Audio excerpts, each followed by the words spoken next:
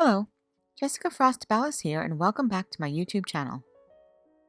Today I'm sharing how to create an interactive Bendi card that folds flat for mailing and features the fantastic tropical leaves and critters from the newest release. So let's get started.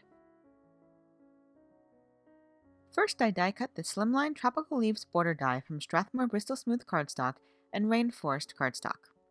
Each border is 5.5 inches long and approximately 1 3/4 and 2.5 inches tall, though that can vary depending on your design.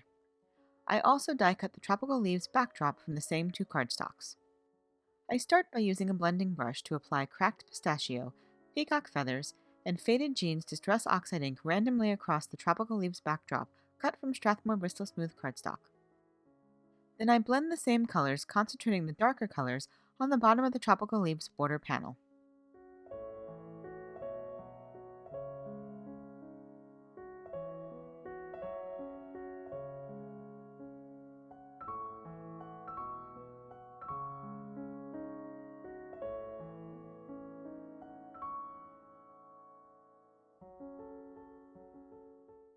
Off camera, I blend a little faded jeans and chipped sapphire Distress Oxide ink onto the Rainforest cardstock. Once they were dry, I splattered the panels with water and Distress Oxide ink and then set them aside to dry completely.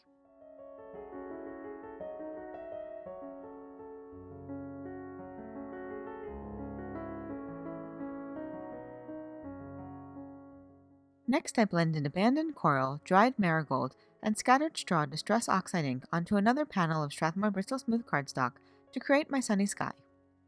I splattered that panel with water and then set it aside to dry as well. These are the completed pieces for my backdrop and what I will use to create the interactive Bendi card element.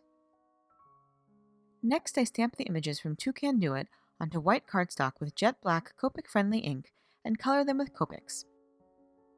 I use Y30s and YR16 for the toucan's beaks and toner grays for their bodies. I start with my lightest color first and then add my darkest color for shading. Then I blend back out to the lightest color and use that to blend everything together.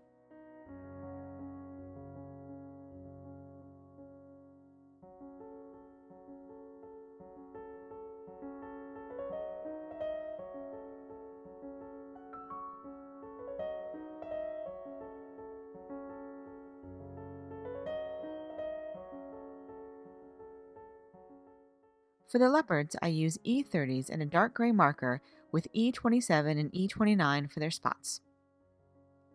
Off camera, I colored the lizard, monstera leaf, and hibiscus flowers, and then die cut all the images with the coordinating dies.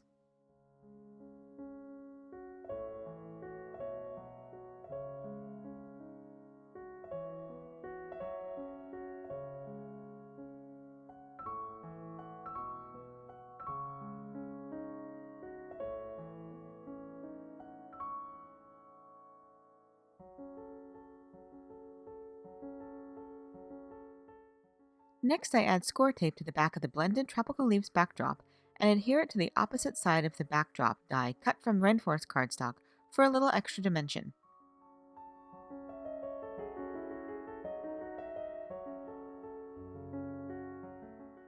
When adhering large panels together, I like to only peel back a little of the adhesive backing to get it started, so I have some wiggle room to adjust it as necessary.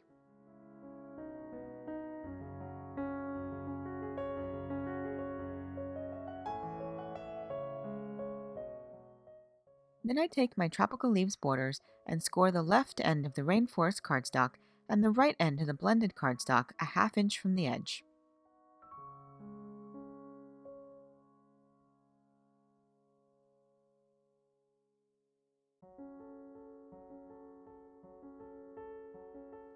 I fold them on the score line and use a bone folder to get a good crease.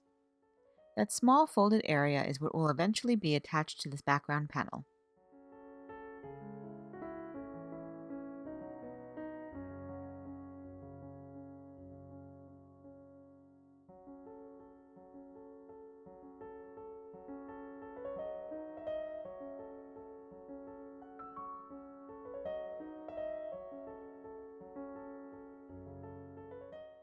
Next, I take a ruler and mark a line a ½ inch from the right side of the Rainforest cardstock border.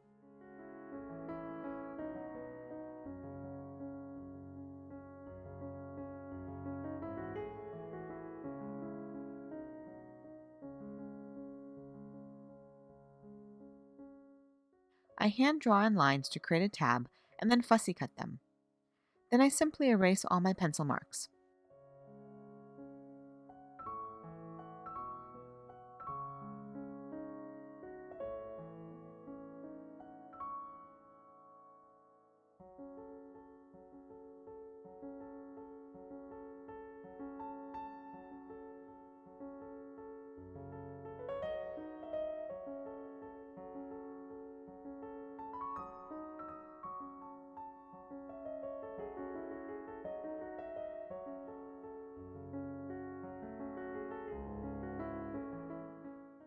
Here you can see how the scored edge will fold behind the panel and the tab will eventually be inserted into the background panel.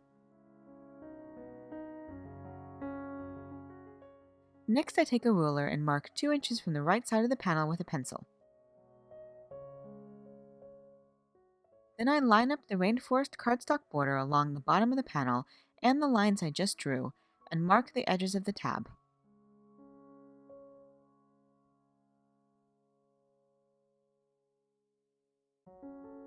Then I use a pencil and my ruler to connect the lines. I move my ruler slightly and make a second line to create a super skinny rectangle. I erase the extra pencil marks and then use a craft knife to carefully cut out the skinny rectangle. Off camera, I place the tropical leaves backdrop over the blended panel and cut out the area that covers the notch I just cut.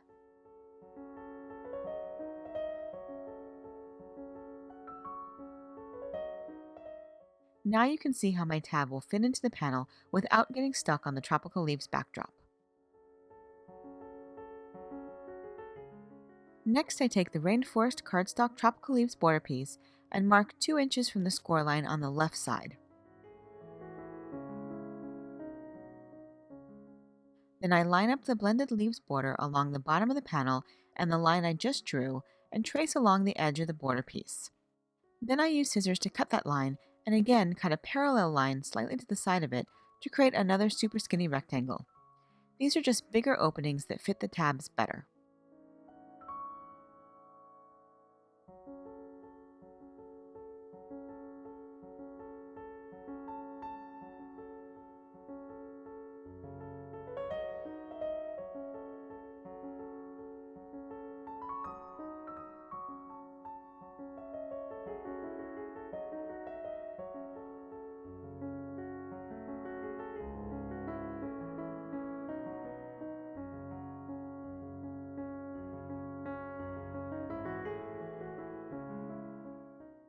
Now it's time to start putting it all together. Off camera, I stamped part of the sentiment from Two Can Do It onto my background panel and adhere the tropical leaves backdrop. Then I placed my panel onto a card base and traced the opening I cut for my tab. I used my craft knife to cut an identical opening on the top of the card base, and then I adhered the card base to the panel.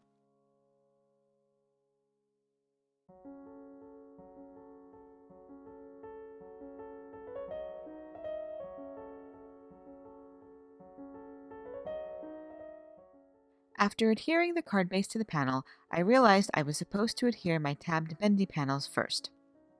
Luckily, I was able to carefully peel back the card base and sneak in the Bendi panels. But yes, definitely attach the Bendi panels to the background panel first, and then adhere that to the card base.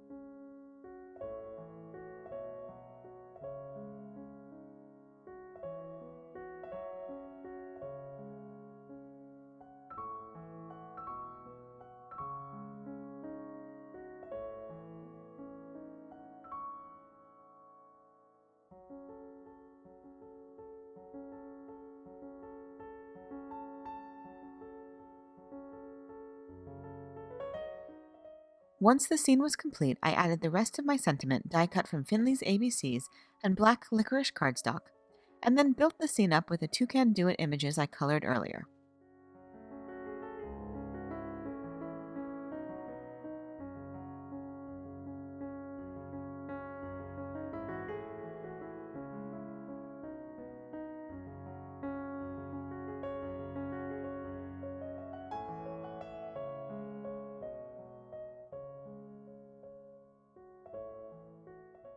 Finally, I added another sentiment from Two Can Do It onto the inside of one of the panels for an extra special message.